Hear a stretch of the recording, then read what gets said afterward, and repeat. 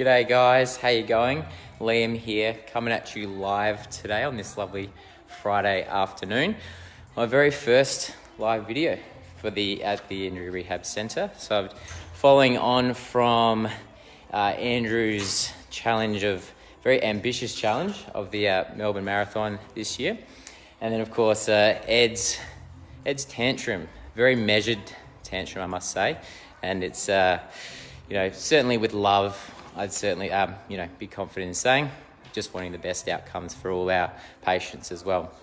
So, sort of a similar vein to what we're going to be talking about today with what Andrew's been doing, is that setting out for a big year. So basically, talking more specifically about your team sports. So obviously, being in January now, some of your winter sports, so footy, soccer, rugby, netball, coming into your pre-season or already underway.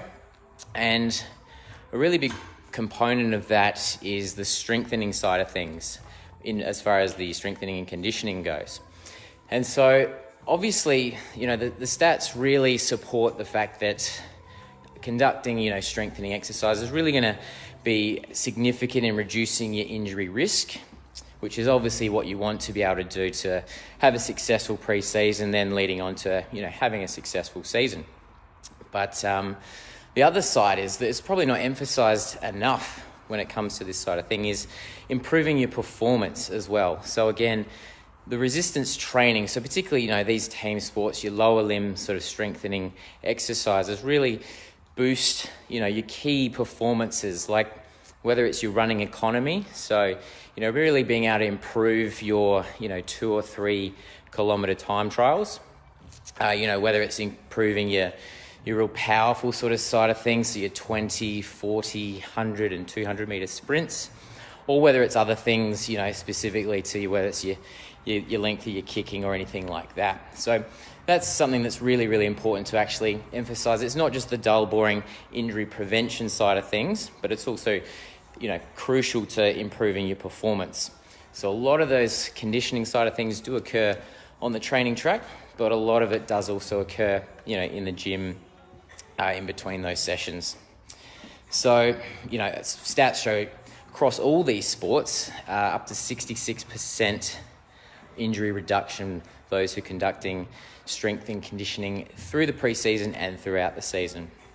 So one of the big things as well is if you really get that foundation down pat in that sort of 12-week cycle, it doesn't take a lot to be able to, maintain those gains throughout the season. So, a little as a couple of times a week throughout the season and on a reduced sort of load, even if you're just doing things like body weight exercises to help maintain that level that you've been able to improve over the pre-season, have been shown to be, really, really beneficial as far as, keeping you out there on the field or out on the track throughout those nasty winter months.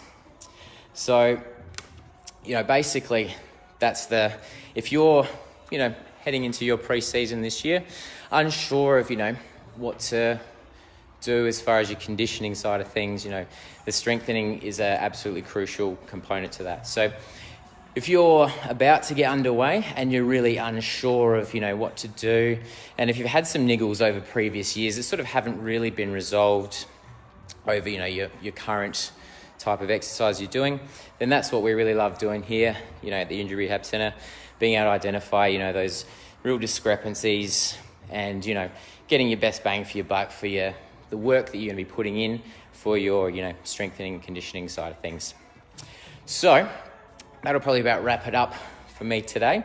So a lot of you will be clocking off work. So what are we just approaching 4 o'clock? Hopefully it's going to be a good match of tennis tonight. I'll be hoping to head down there after work tomorrow to get the good old ground pass to check out some of the tennis.